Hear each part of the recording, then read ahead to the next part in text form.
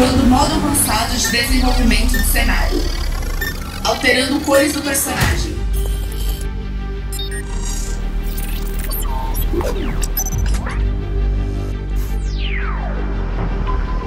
Alterando iluminação.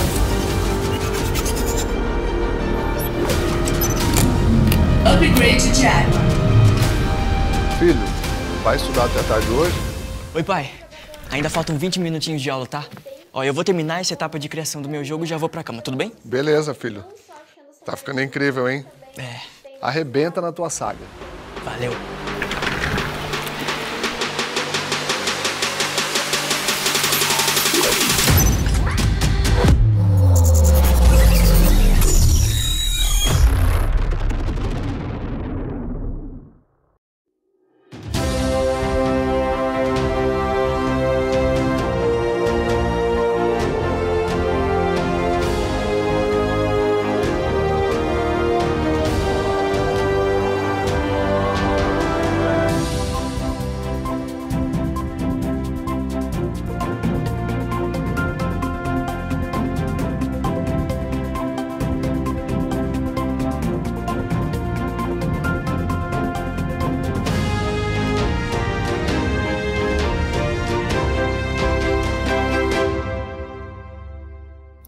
Para começar nossa conversa, gostaria que o senhor falasse sobre educação na cidade de São Paulo. Se tem algum setor que pode contribuir de forma categórica para o desenvolvimento do país, em todas as áreas, seja a saúde, a economia, a infraestrutura, social, é o investimento em educação. O Brasil gasta mais que muitos países em educação, porém, os índices existentes para aferir as aprendizagens dos estudantes mostram que nos últimos anos os índices têm caído. Na rede municipal de São Paulo, como a Secretaria Municipal de Educação tem trabalhado para recuperar o que os estudantes perderam, principalmente durante o período da pandemia. Muito obrigado, Mário Covas Neto, pela pergunta, desejando aí uma volta rápida do Walter. Mas primeiro aqui, como a audiência do programa vai para além da cidade de São Paulo, o país inteiro, primeiro dar um panorama do que é a Secretaria Municipal de Educação, quais são os números da cidade. Quer dizer, nós estamos falando aí de uma rede, né, que conta com 4.000 unidades educacionais, 1.040.000 estudantes, desde bebês, crianças, jovens, adultos, que estão matriculados na nossa rede. E 120.000 pessoas trabalhando nas nossas unidades, né? Nós temos unidades diretas e unidades parceiras, porque nas creches a gente tem o sistema de conveniamento. Então nós temos 2.500 unidades parceiras. Sem sombra de dúvida, e eu tive aqui nos dois anos anteriores, em 2021, quando nós retomamos as atividades presenciais, e a cidade de São Paulo retomou já em fevereiro de 2021 as atividades presenciais nas escolas, mas sem sombra de dúvida a pandemia trouxe consequências ruins para a área da educação. E não é só ou fundamentalmente para os alunos que estão no ensino fundamental. A gente verifica isso também na educação infantil, né? Eu, uma vez por semana, visito unidades educacionais e é impressionante como aquela criança que chega na EMEI, né? O que é a EMEI? Nós temos uma creche que é de 0 a 3 anos e 11 meses. Depois, 4 e 5 anos de idade são as EMEIs. Depois, a partir dos 6 anos, é o ensino fundamental de 9 anos e depois o ensino médio. Então, a EMEI, aquela criança que não passou pela creche, algumas questões, ela chega lá ainda com fralda, não passou pelo desfraude, não tem ainda autonomia para comer sozinha a sua alimentação. Isso só para dar 2 exemplos, né, que são de aprendizados, não o aprendizado português, matemática, mas de uma série de aprendizados que a escola, né, traz para esses bebês, essas crianças, e que a pandemia prejudicou este contato social, este convívio. Ficou claro em todas as matérias e os especialistas, as pesquisas, o prejuízo, né, de não ter a escola presencial, quer seja do ponto de vista da aprendizagem, um prejuízo enorme na alfabetização, mas também na sociabilização, na segurança também. Para muitas crianças é mais seguro estar no ambiente escolar, né, do que estar na rua, do que estar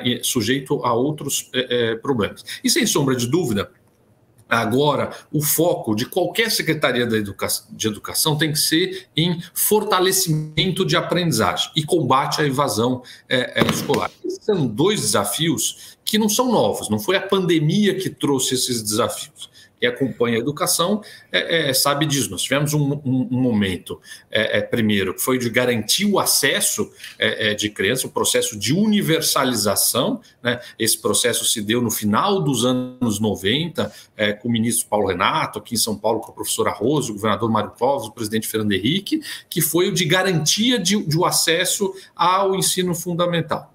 E o desafio da qualidade. A pandemia potencializou este desafio, justamente por este período de ausência que nós tivemos da escola. E agora também se acentua a questão da presença das crianças, garantir que a criança esteja na escola, não evada da escola, e trazer de volta aquela criança que, porventura, não voltou para a escola, né? Porque as chances dela progredir na vida, não passando pela escola, são muito menores. Por isso é importante estratégias de busca ativa.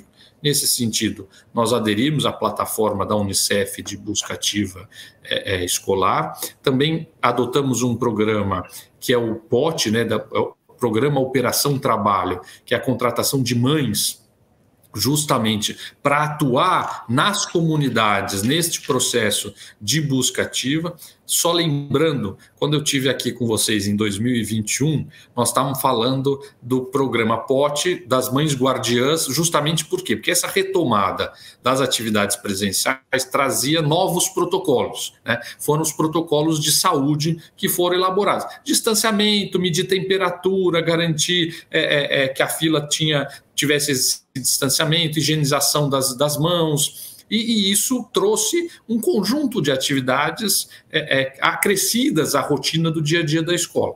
Portanto, nós verificamos também que as mulheres estavam sendo muito prejudicadas e mais prejudicadas na questão do desemprego no período da pandemia. Então, seria uma estratégia social com a Secretaria do Trabalho, da Prefeitura, secretária Aline Cardoso, junto com a educacional e de saúde. E aí o programa Mães Guardiãs, que deu muito certo.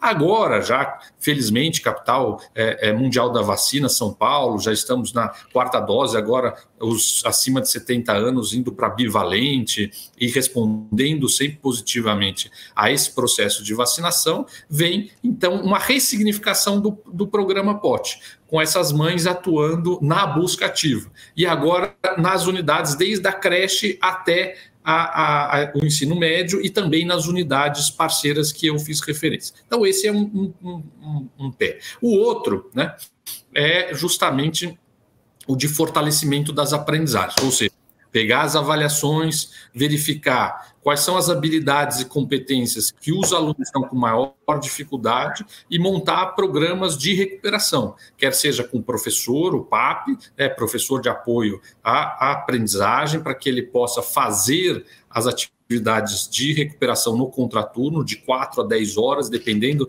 da necessidade dessas crianças, com materiais específicos, porque aluno não é robô, eles não aprendem todos ao mesmo tempo, com a mesma velocidade, é preciso ter estratégias de abordagens diferentes para garantir esse aprendizado. Mas esse é um processo que é longo, é um processo dos próximos anos e que tem que ser foco de prioridade para os próximos anos na cidade de São Paulo, no estado, no país, de garantia da aprendizagem dos nossos bebês, crianças, jovens e adultos.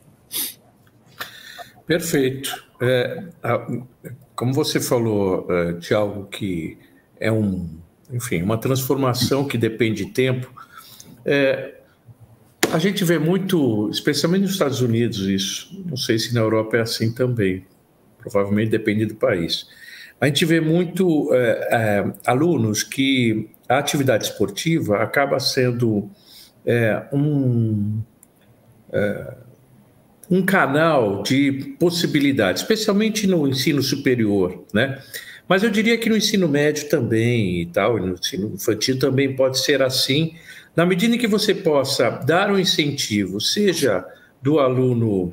Vamos imaginar que você tivesse uma transformação agora, em que você pudesse diferenciar não só a capacidade de você ver que cada aluno exige um tipo de educação diferente, mas você também, a partir do momento que você identifica isso, você segregar especialmente os melhores alunos, né? Para que eles possam ter um potencial de desenvolvimento intelectual e de conhecimento para as outras finalidades, ou seja, para que eles possam ter uma oportunidade muito maior, não é? O esporte, de alguma forma, está envolvido nisso ou, por enquanto, não?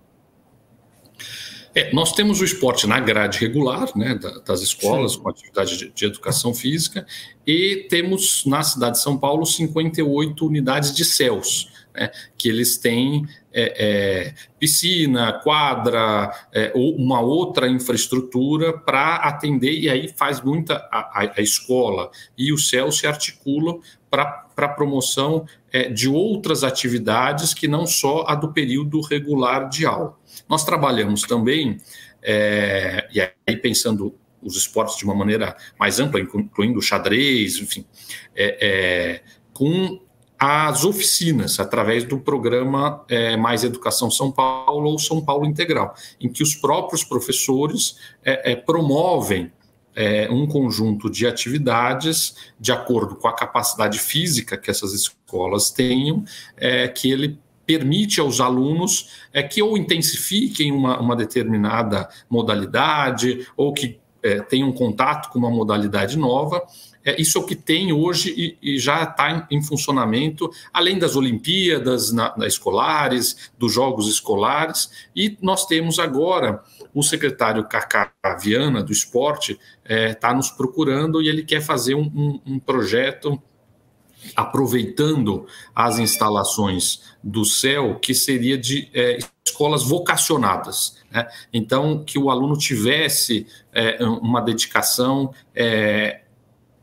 maior para a questão do esporte, junto com a educação formal, que não a de esportes, também ter uma dedicação, e aí com isso ele poderia depois passar para os equipamentos da Secretaria de Esportes, que vai para o alto rendimento, e ter uma trilha de profissionalização no esporte, né? Então seria uma alternativa, mas isso é algo que ainda está nascendo.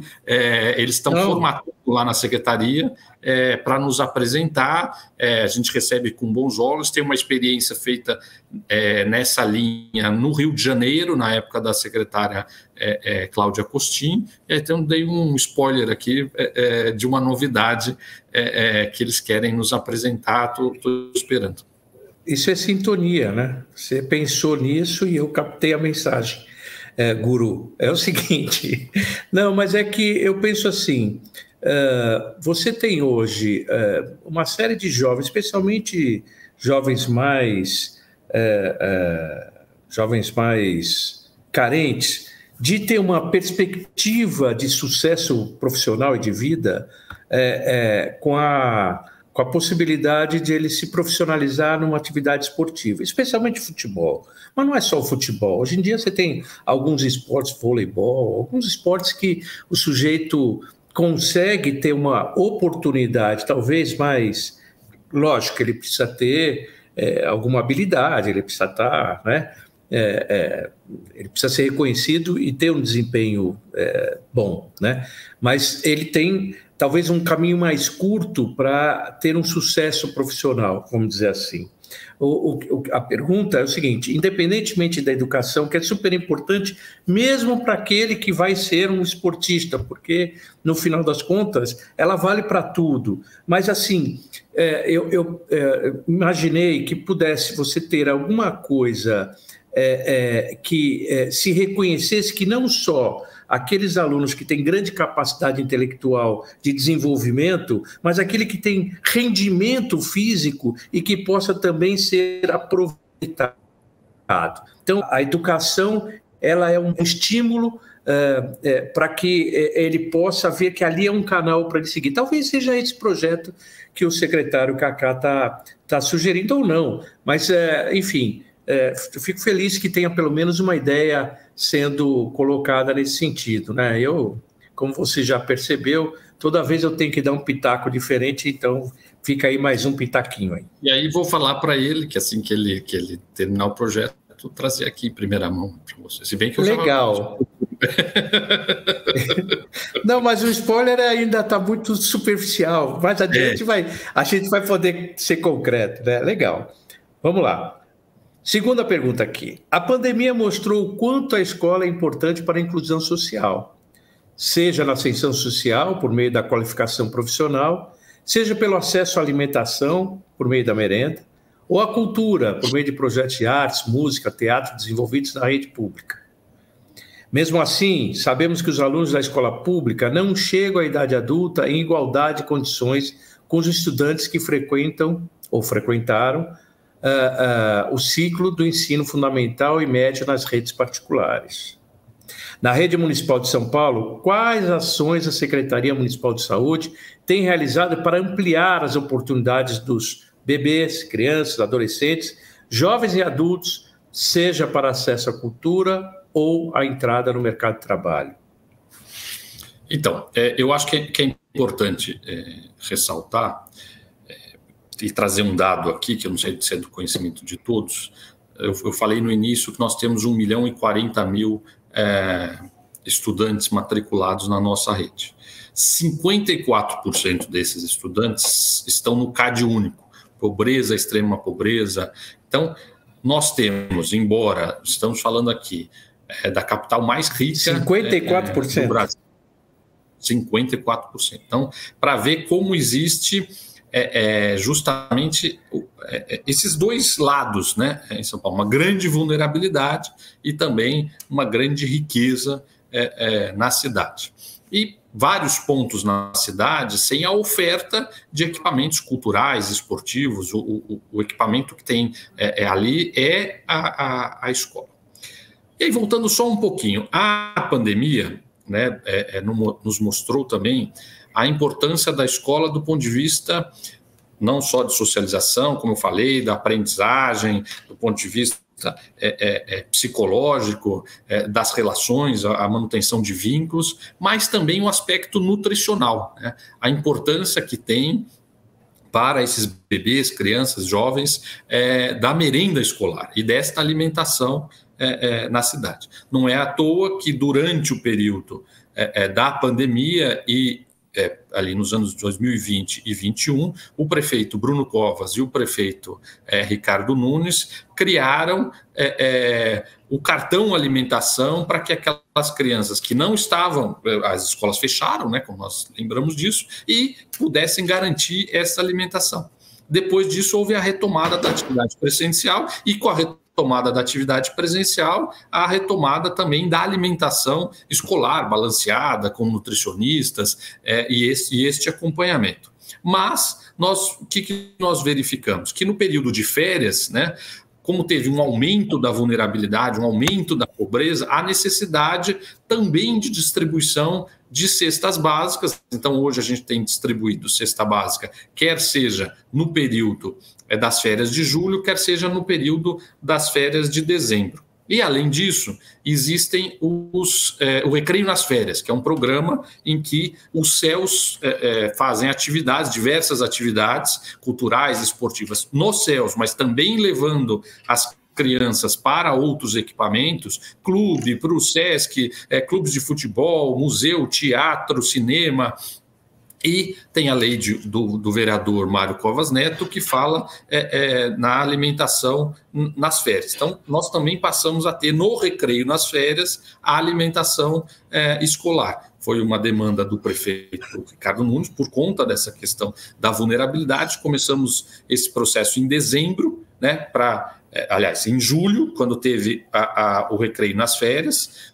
o recreio passou de 1 semana para 2 em julho e depois repetimos em janeiro. Dezembro distribui a cesta básica e janeiro faz o recreio nas férias de 3 semanas com as atividades e também servindo alimentação, justamente para garantir a segurança alimentar desta população mais vulnerável.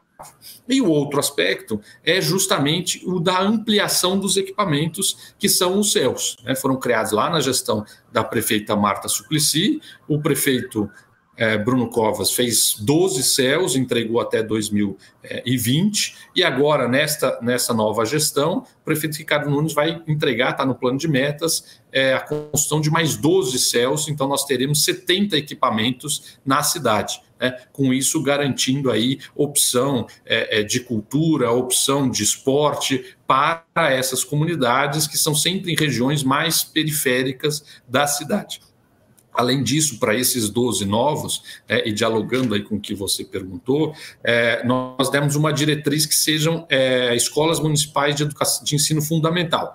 Aí alguns perguntam, mas já tem vaga para todo mundo no ensino fundamental? Sim, mas nós precisamos agora cuidar da educação integral. Então, nós vamos justamente construir no céu a educação, a escola de ensino fundamental, para poder pegar a escola que está mais próxima e transformar as duas em escola integrais.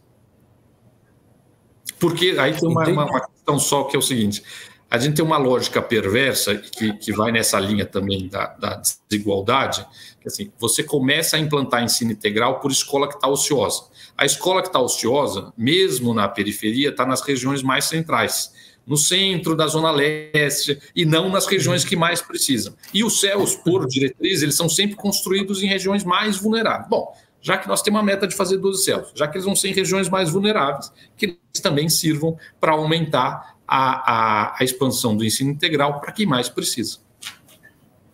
Perfeito. Então, essas escolas nos centros que estão... Enfim, porque as pessoas, a população vai sendo expulsa para a periferia e, portanto, a densidade populacional nos centros acaba sendo menor. E aí, se no momento ela era super importante no passado, ela hoje não é tão importante. E aí que cabe a minha pergunta de novo, na conversa que nós tivemos anteriores.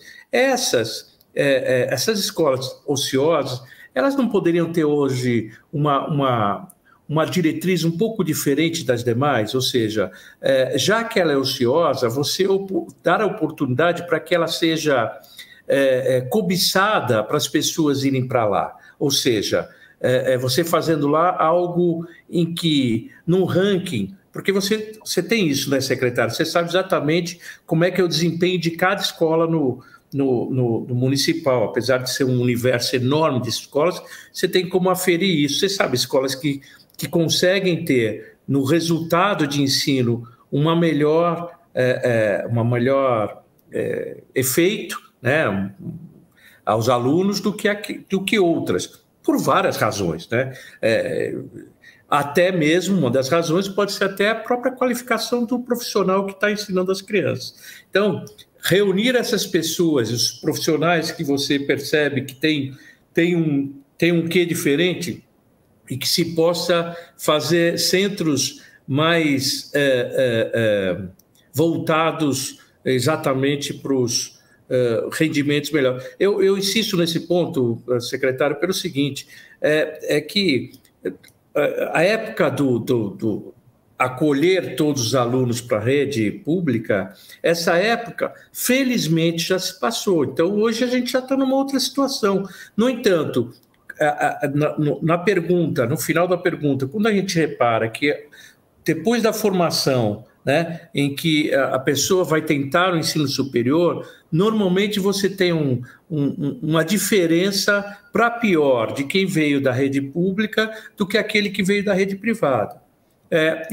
Eu coloco várias razões, mas entre as quais é porque muitas vezes, e a gente sabe também na escola privada, tem umas escolas que são muito mais, tem muito mais resultado, porque elas são muito mais exigentes e, portanto, os alunos, para dar certo lá, eles têm, não é qualquer um que consegue ir bem nessas escolas, né? Então, eu não sei, acho que eu gosto muito da ideia do mérito da competição, sabe? Eu acho que isso vale para o trabalho, como vale para a educação, no meu modo de ver, de você fazer com que as pessoas tenham outros objetivos além do aprendizado só. Perceber que aquilo lhe dá uma condição melhor. É mais ou menos aquela coisa da ETEC, da FATEC, a pessoa acaba saindo de lá mais ou menos com o emprego colocado na medida em que esteja num resultado bom. Enfim, eu estou divagando aqui, desculpe. O entrevistado é o senhor. Eu só fico falando essas coisas porque a gente se fala uma vez por ano, né? É a terceira vez que a gente faz a entrevista, mas ela demora muito entre uma e outra, então eu não me canso de ficar dando meus pitacos aqui. Desculpe, viu? Mas é o meu jeito. Vamos lá. O acesso à educação de qualidade universal é um direito constitucional das nossas crianças e dos nossos jovens. Porém, dados mostram que estamos falhando nesse quesito. Há poucos meses, uma pesquisa divulgada pelo Unicef apontou que 11% das crianças e adolescentes entre 11 e 19 anos estão fora da escola no Brasil. São cerca de 2 milhões de cidadãos brasileiros nessa faixa etária. Nas classes A e B, 4% estão fora da escola. Já na classe D e E, chega a 17%, um índice 4 vezes maior. O senhor, como gestor da educação na cidade de São Paulo, tem alguma ideia de como mudar isto? Só lembrando que isto é um quadro histórico. São anos e anos de enfrentamento à evasão escolar e diversas situações que podem levar o estudante a ficar fora da escola. Eu acho, como eu falei aqui anteriormente, eu acho que essa estratégia, né, de busca ativa, de combate à evasão, que passa pelo que eu mencionei, né, que é aderir à plataforma da Unicef, que articula saúde, educação, assistência social no território, com o trabalho lá com as mães guardiãs nas escolas, com acompanhamento também da frequência nas escolas, para que você consiga já que o aluno infrequente, você intervenha, né? Porque todo aluno importa e todo dia faz falta, portanto, a ideia é ter todos o tempo inteiro, né? E você tem que estar obsessivamente atrás disso em cada unidade escolar. Então, essa é uma batalha permanente, criando novas estratégias, novas abordagens para garantir esta presença. Agora, também é importante garantir o quê? Equidade, né? Qualidade na educação, excelência, né? Garantir a alimentação, a segurança alimentar, mas garantir a aprendizagem, né? Os alunos e o aluno pobre também vai aprender e tem o direito de sair da escola com essa aprendizagem e a ter um futuro que começou com esta aprendizagem formal, não formal, a sua formação integral na educação pública. E algumas ações são importantes. Primeiro, ter um currículo, né? Depois, ter materiais de apoio para os alunos e para os professores, para as escolas. Depois, acho que uma outra questão, talvez um ponto positivo da pandemia, foi que nós entramos na era tecnológica, né? Antes, eu ouso dizer aqui que em condições normais de temperatura e pressão, levaríamos aí 10, 15 anos para que todo mundo entrasse na era digital, né? Questões de idade, e todos foram obrigados a entrar, né? A pandemia não bateu a porta, ela arrombou a porta, e aí deixo aqui um agradecimento a todos os profissionais da Rede Municipal de Educação que não pouparam esforços, se reinventaram para manter o vínculo com esses bebês, crianças, jovens e adultos. A tecnologia jamais substituirá o professor, mas ela pode apoiar, sim, o professor, né, para ser não apenas, né, a pessoa que transmite o conteúdo, mas ser um estimulador e usar a tecnologia a favor da aprendizagem e tornar mais atrativo também as aulas, tornar o ambiente escolar mais atrativo. Então, essa também será uma demanda desses estudantes. E é importante também a gente ter uma atuação do Ministério da Educação na formação inicial de professores, aí eu estou falando na formação das faculdades, preparar o professor durante o curso, né, de graduação, para que seja preparado para ser um professor. No caso das redes, a gente pode ir fazendo outras medidas. Vou dar aqui um exemplo da cidade de São Paulo. Nós, pela primeira vez, de maneira inédita, instituímos a prova prática no concurso para professores de ensino fundamental 1 e ensino fundamental 2. Ou seja, agora o professor, além de fazer a prova de múltipla escolha, conhecimentos gerais específicos, também vai ter que dar uma aula antes de ingressar na rede municipal. Também investir em formação do diretor, formação do coordenador pedagógico e formação dos professores. A troca, a colaboração entre pares, né? Você falava aqui de escolas e eu me lembro e vejo aqui os resultados. Nós temos excelentes resultados na rede municipal em escolas em regiões muito vulneráveis, o que prova que é possível. O que nós precisamos agora é justamente que isso ilumine as outras escolas e que elas adotem as suas estratégias, mas que fundamentalmente nós consigamos garantir este direito de aprendizagem. É um direito e nós temos que ter excelência com equidade. Secretário, agora eu gostaria de abordar com o senhor alguns projetos e iniciativas desenvolvidos pela Secretaria de Educação da cidade de São Paulo. Esta semana começam as aulas de idiomas nos Centros de Estudos de Línguas Paulistano em 34 CELs. Como é a recepção dos alunos em relação a essa iniciativa? Há interesse da comunidade estudantil em fazer esse curso? E qual é o impacto que essa oportunidade de aprender outras línguas provoca na vida desses jovens?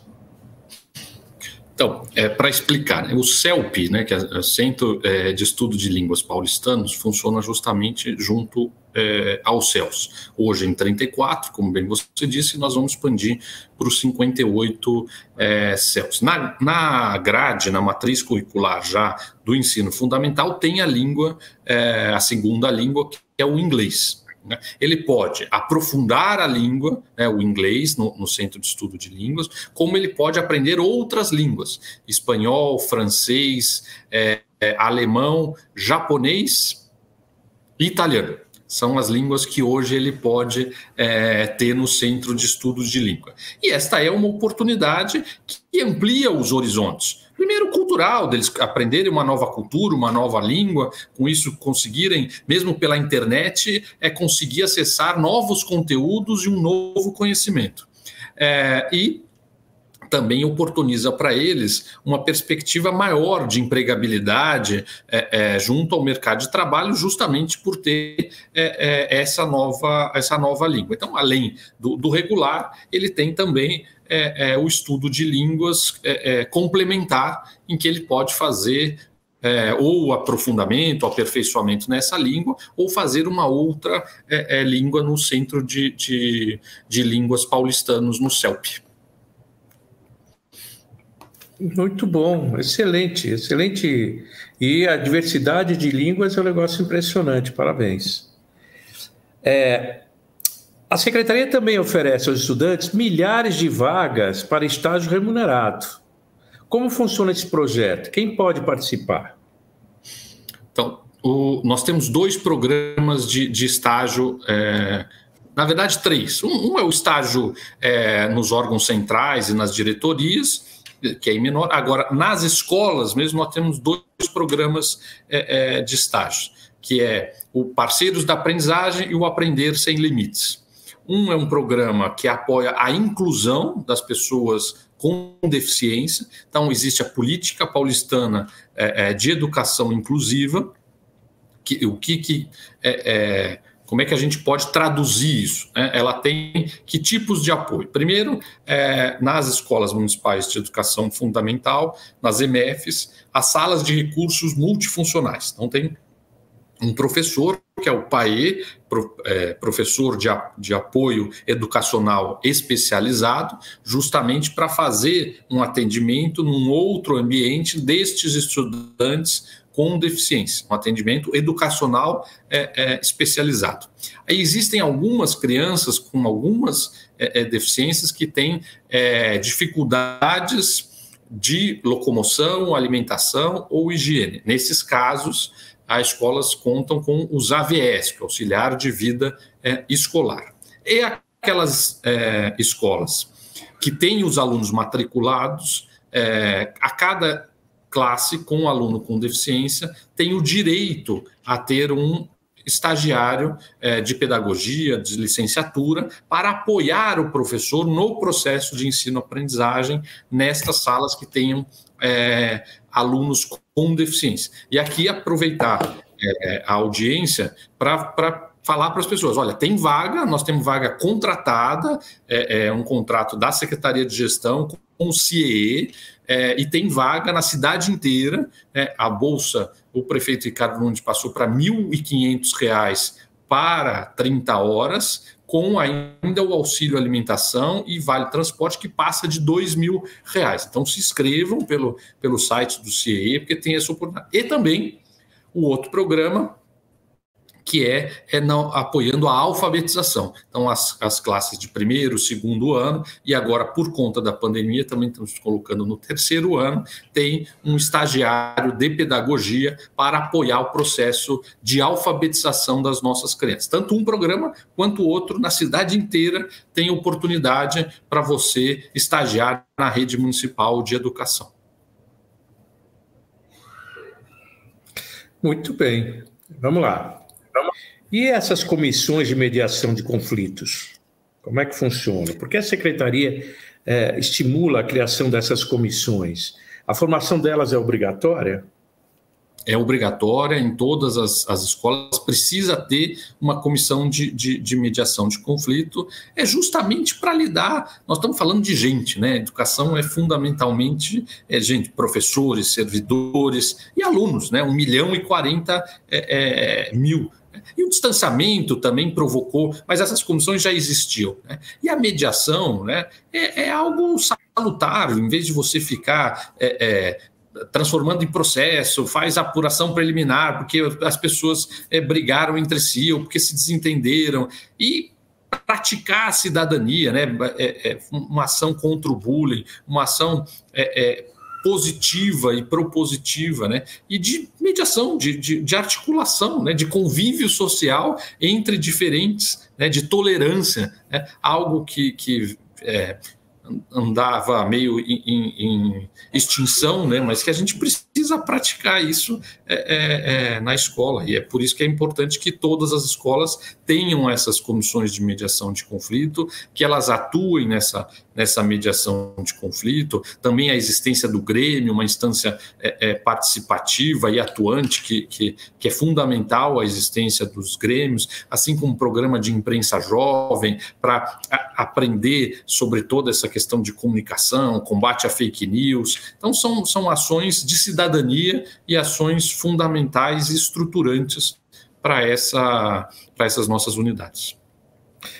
Então, é basicamente conflitos entre pessoas, né? Não é entre o ensino pedagógico, não é isso, não é uma discussão por aí. É aquelas desentendimentos que acontecem onde há convívio entre pessoas, é normal. Exatamente. Que bom, então acaba tendo uma comissão mais ampla, até para dirimir e não ter, enfim... Não crescer, aquele assunto, baixar a bola, como a gente diz. Baixar a bola, exato, e procurar... E restaurar essa convivência, né?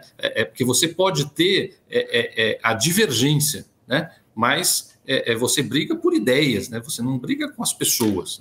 A par disso, existe alguma ação, assim, pegando carona nessa ideia, existe alguma ação de convívio extra-escola, a atividade do horário da escola? Tipo assim, uma vez a cada tanto tempo você tem um encontro entre todo mundo num parque público ou, não sei, enfim, qualquer atividade para as pessoas conversarem e se integrarem. Existe alguma coisa? Existem algumas atividades, né? A gente tem, por exemplo, grêmios, aí faz encontros de grêmios, aí faz o encontro regional de grêmio por cada diretoria regional, depois o encontro municipal de grêmios. Por outro lado, nós temos, por exemplo, competição de xadrez, aí faz o regional, faz as Olimpíadas escolares. Então, existem vários momentos de integração dentro da escola, mas também entre escolas de diferentes regiões da cidade.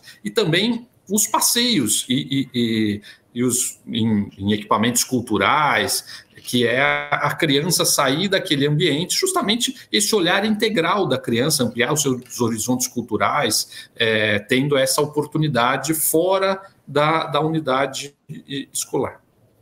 Eu na verdade, estava perguntando, quer dizer, independente dessa harmonização, como tem essas atividades extracurriculares entre os alunos, mas eu pergunto entre professores e alunos mesmo, porque, eventualmente, você tem imaginando que você tenha um conflito permanente entre o professor e o aluno em função do estudo. E você eventualmente ter uma oportunidade de ter um convívio fora daquela coisa do aprendizado, dos motivos que dão razão ao conflito, isso pode criar uma aproximação e uma harmonia. Mas eu sei que é muito difícil isso, não é uma coisa simples, não. Certamente é muito difícil. Mas eu vejo exemplos em empresas fazerem isso, entendeu? Em atividades empresariais que eventualmente um dia vão almoçar com as pessoas. Eu vejo gente fazendo isso. Pode todo mundo no mesmo refeitório, então o diretor da empresa, enfim, todo mundo almoça junto e conversa. Tem uma hora que você vai falar da família, de coisas que não estão do dia a dia da empresa, né? E isso acaba tendo um resultado das pessoas abraçarem melhor a atividade, né? Eu acho que o rendimento, inclusive, de trabalho acaba sendo maior. Mas, enfim, de novo, eu dando meus pitacos aqui. Fernando, secretário, desculpe. O que vem a ser a rede de Universidade dos Céus? Como um espaço ligado ao ensino municipal passou a ser também um polo de ensino superior? É a rede Unicel. É uma parceria que a gente tem no CEL. Então, além dos equipamentos que eu já fiz referência aqui, culturais, esportivos e as escolas que tem no CEL, também tem essa parceria com a Univesp, que é a Universidade Virtual do Estado, e mais 7 universidades, até a Universidade do Paraná, outras universidades, Universidade Federal aqui de São Paulo, que ofertam diversos cursos de licenciatura.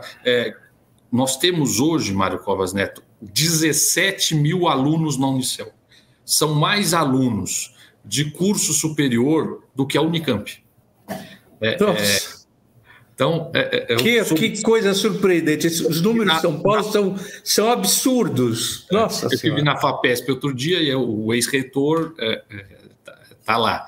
E aí, na hora que se falou desse número, a Roseli, que é a coordenadora da COCEL, que é a coordenadoria dos CELS, ele falou, mas é mais que a Unicamp.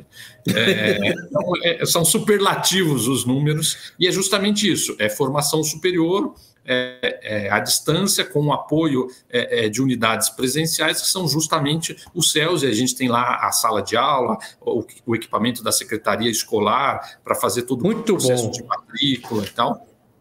Muito bom. E também, em muitos distritos, a única universidade que tem naquele distrito. Não, e considerando o seguinte, que os alunos que estão lá já são alunos que moram próximo do local. Então você facilita, quer dizer, e é um lugar já conhecido e tudo, você tem uma sequência por aí. Excelente ideia. Poxa, não é à toa que tem um número tão grande de interessados, né? E agora nós estamos ampliando a parceria com a Paula Souza, para também ter cursos técnicos. Já teve uma ampliação, mas a nossa ideia é ter em toda a unidade do CEL pelo menos um curso da Paula Souza de formação profissional. E que cursos que tem nessas universidades que já estão fazendo? Todos? Olha, eu sei que tem engenharia, tem matemática, tem pedagogia, tem diversas licenciaturas. Que bacana, muito bom. Isso desde quando funciona? Desde 2014 ou 15 começou a rede. E eu estou... Universidade Aberta do Brasil, e aí o Estado criou também a Univesp está em todos esses postos, e tem várias universidades que ofertam curso por meio da Unicel. Minha ignorância total sobre esse assunto, e poxa, eu fico muito feliz de saber que existe. Secretário, no Brasil, uma boa parte dos governos eleitos tem a triste mania de alterarem, paralisarem ou até mesmo destruírem projetos e iniciativas de governos anteriores. No entanto, os Centros Educacionais Unificados, os CEUs, fogem a esta regra. Começou a ser estruturado pela administração da ex-prefeita Marta Suplicy, em 2001, e quase 22 anos depois, a essência do projeto é mantida, mesmo passando pela administração de diferentes prefeitos e secretários, de espectros ideológicos dos mais diversos. Qual é a importância dos CEUs para a cidade? Eu queria aproveitar, eu acho que é extremamente relevante essa questão de descontinuidade de políticas públicas e o prejuízo que isso tem, né? E eu acho que nós temos alguns exemplos, à medida que você ia falando, eu fui aqui lembrando na própria educação. Um deles é o currículo da cidade. O currículo começou com Alexandre Schneider, passou pelo João Cury, pelo Bruno Caetano e conosco. Mas dá um outro exemplo das creches, né? A estratégia que a cidade adotou de conveniamento para ampliar as vagas de creche passou por diferentes prefeitos de diferentes espectros políticos, né? E foi isso que garantiu que a cidade esteja há 3 anos sem fila de vaga em creche, né, e tendo aí 70% de atendimento na cidade de São Paulo. E aí, voltando para o CEU, quer dizer, a importância dessa política pública, que é justamente garantir esta oportunidade, né, que você tem em regiões mais abastadas de equipamentos culturais, equipamentos esportivos, e que você não tem em muitas regiões da periferia. E o CEU garante justamente esta possibilidade, né? E olhar essa criança, esse bebê, na sua integralidade. Então, não é à toa que ele passou por esses diferentes governos e vai também agregando, né, outras questões. A gente trouxe aqui a Unicel, que foi criado bem depois do início da gestão da prefeita Marta. Nós trouxemos agora, que foi criado com o prefeito Bruno e o prefeito Ricardo, o CELP, Educação de Línguas. Então vai se aperfeiçoando e aproveitando esse equipamento e trazendo novas oportunidades para essas comunidades, que têm uma potência enorme. Muitas vezes o que faltam oportunidades. Então eu acho que é uma política pública que veio para ficar e que tem se consolidado, e não é à toa que diferentes prefeitos de diferentes espectros políticos mantêm e expandem essa política e inovam também, né? Nós, muito em breve, vamos estar aí trabalhando para ter as 3 primeiras bebetecas nos CEUs, né? Porque os CEUs lá atrás, quando foram concebidos, né, a primeira infância tem lá o equipamento da creche e tal, mas nós mesmos, enquanto sociedade, ainda não olhávamos tanto para a primeira infância com a importância que ela tem hoje do desenvolvimento cerebral, da plasticidade que o cérebro tem e da importância da interação da criança, do brincar. E aí, então, construir um espaço também aos finais de semana para que essas crianças possam ter essas oportunidades de aprendizagem, de convivência, de interações, ampliando os seus horizontes. Não, perfeito.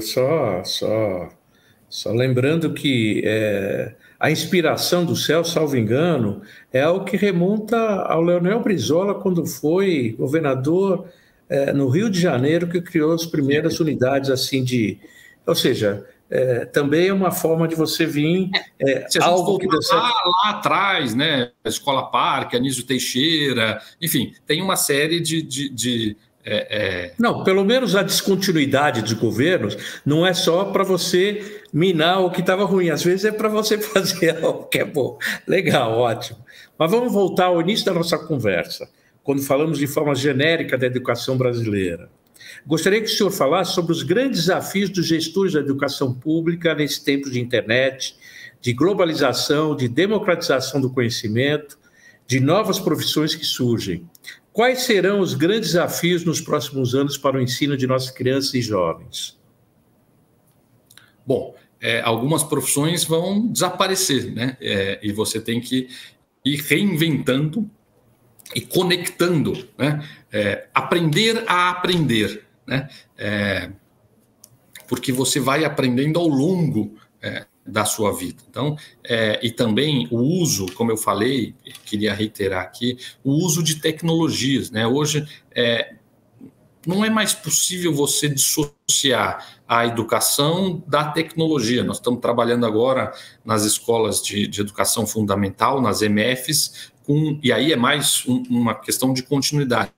Existiam já as salas digitais, então, que é um projetor, alto-falante, computador, para todas as salas das EMFs. Então, isso possibilita que o professor tenha uma criatividade maior e outras oportunidades de usar pequenos vídeos, de usar imagens tridimensionais para tornar ainda mais atrativa essa aula. E com isso ele vai usando outras estratégias também de inverter, agrupar diferentemente os alunos na sua aula. Quer dizer, aquele modelo de escola em que o professor coloca na lousa, o aluno copia, isso acabou, quer dizer, está com os dias contados, né? Os próprios estudantes vão demandar por algo diferente, e que é justamente isso. O professor é imprescindível e ele vai usar a tecnologia justamente a favor do processo de aprendizagem. Secretário, agora nós já estamos encerrando aqui, nosso tempo já o Walter já me mandou mensagem por WhatsApp, dizendo, olha, está encerrado, isso aqui lá e tal. Mas antes de terminar, quer dizer, a gente sempre termina dizendo, olha, se tiver alguma coisa a acrescentar, e papapá, para fazer o encerramento, dessa vez fazer um pouco diferente. Eu vou fazer uma pergunta, que é a pergunta de encerramento.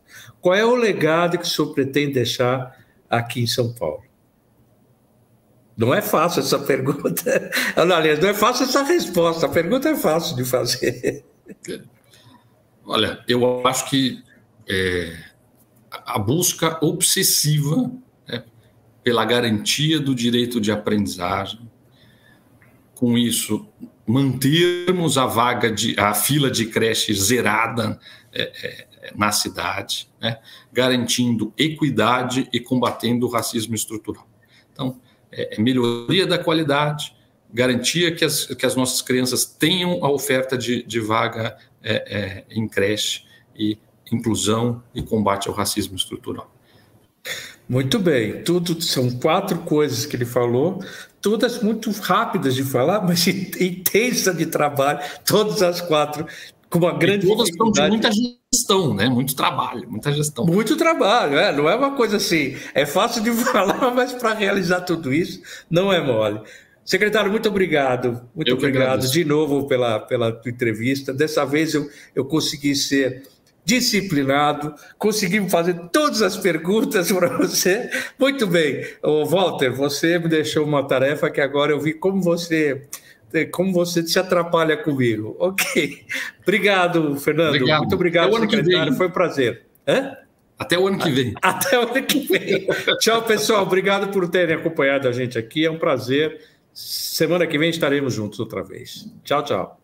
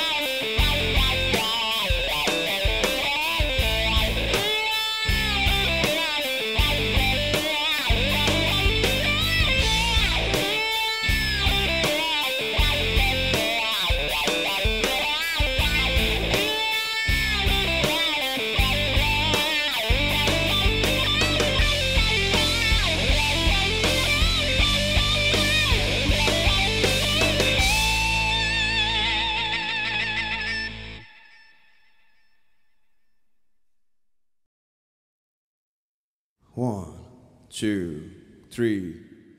Hold on to the turn, the currents we share glide me toward you. No, something's left. Wait on your love to dream of the next.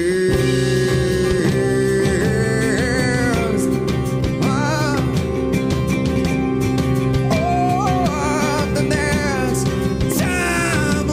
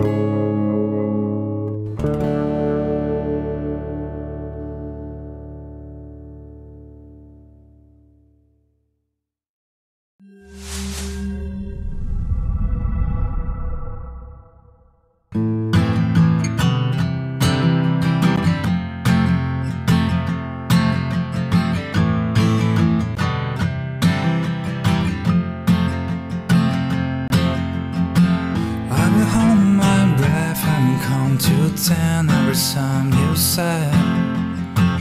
I've been holding back tears, running through back beers, and alone in my bed.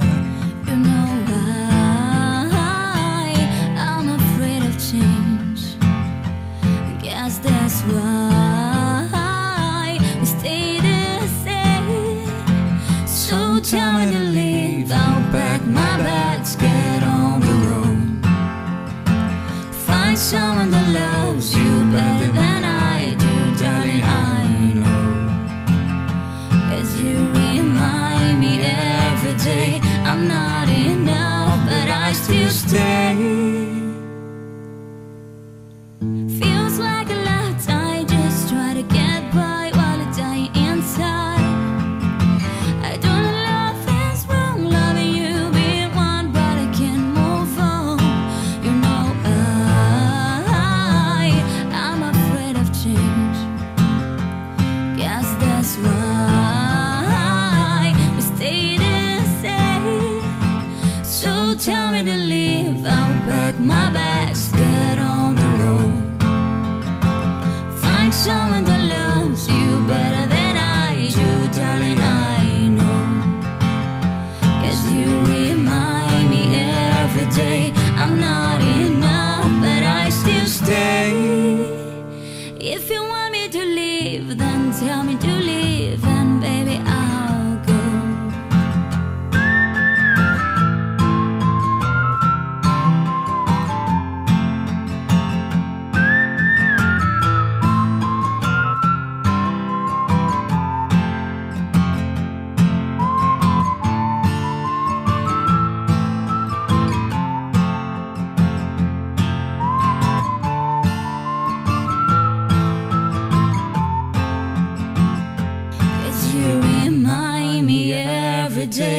I'm not enough, but I still stay.